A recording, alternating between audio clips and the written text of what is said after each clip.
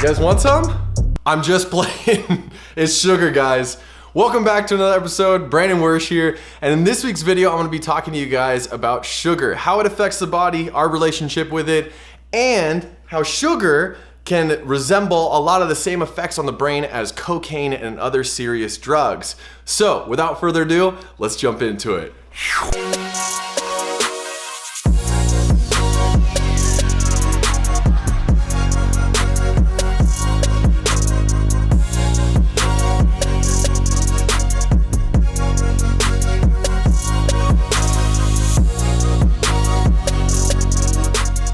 Welcome back. So if you guys have ever looked at a nutrition label, then you'll know that sugar has crept its way into just about every food on the market. If you're not eating a whole foods diet, a lot of times we're over consuming and we don't even know that we're consuming sugar. And it ranges all the way from potato chips to soft drinks to even cured meats like beef jerky. So today I want to talk to you guys about when we consume sugar, what kind of effects does it have on our brain? Then how does that change our relationship with sugar and certain types of food?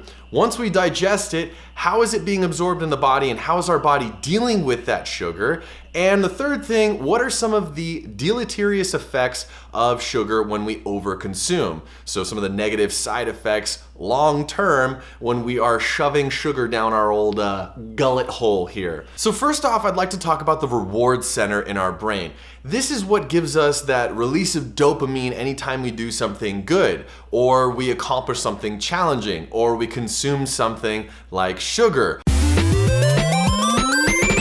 or when we're taking drugs like cocaine. I love cocaine! These all affect the reward centers in our brain, which are a bunch of different places within our brain, which we won't get into.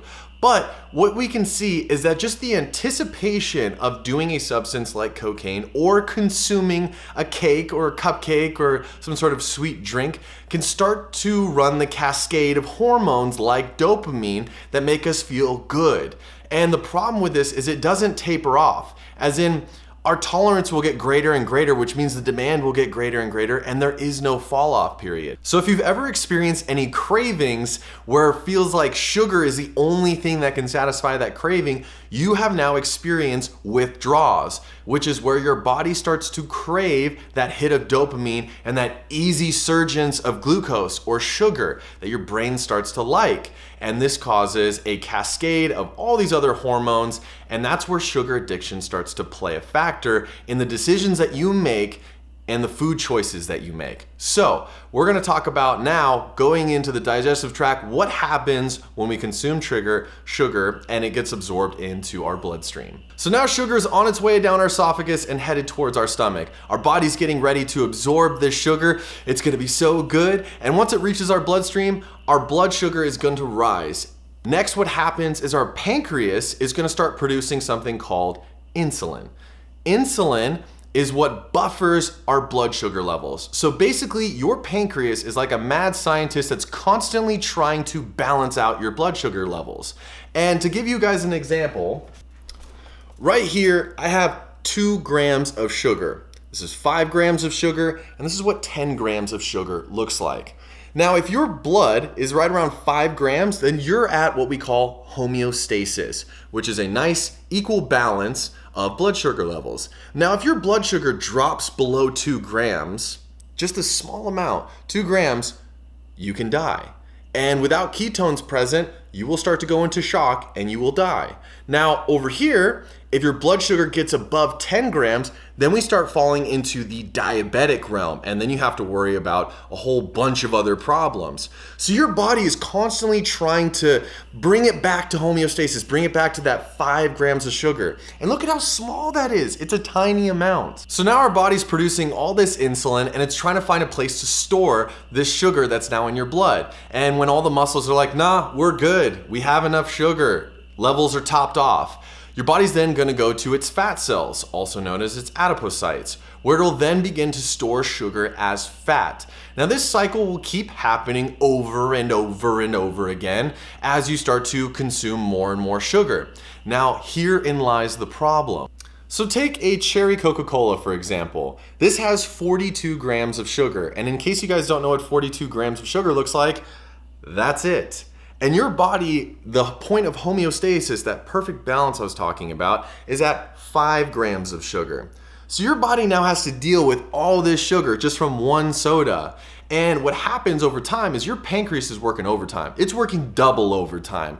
And your body is becoming less resistant to that insulin. So your muscles are starting to ignore it. Your other glands, your other organs are starting to ignore it. So now it's piling up. It's like a stockpile of too much inventory piling up in our fat cells. And we wonder why it seems like overnight we gain weight. Well, when we're young, our pancreas is fit. It can handle it, no problem.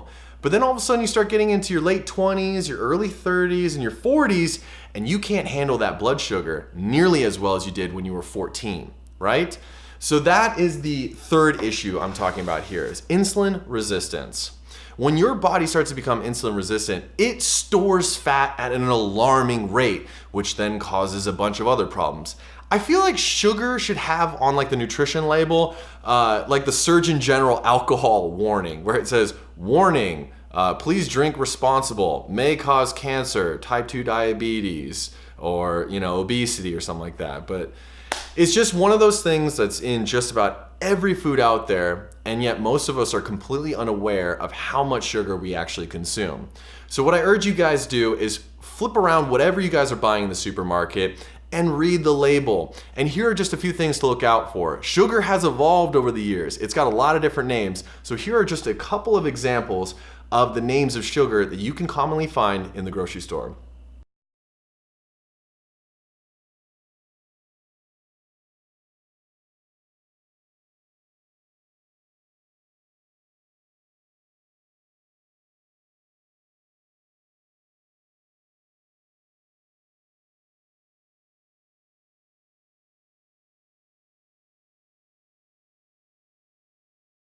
All right, guys, that's gonna wrap it up for this week's episode. Thank you for watching. I hope you guys found this one informative and beneficial. I wanted to kind of make it very high level, not really dive in and geek out too much. But if you guys want me to go into more detail, talk about the history of sugar, or maybe more topics like this, let me know down in the comment section below. I'd love to hear your guys' thoughts and feedback. Honestly, it means everything. I wanna grow this channel and get better, and I wanna make content that's relevant for you guys. So let me know down below. Don't forget to like, subscribe, and as always, be healthy, be active, and be yourself. Everyone has something to give this world. You just gotta go out there and find it. I love you guys, and I'll see you in the next one.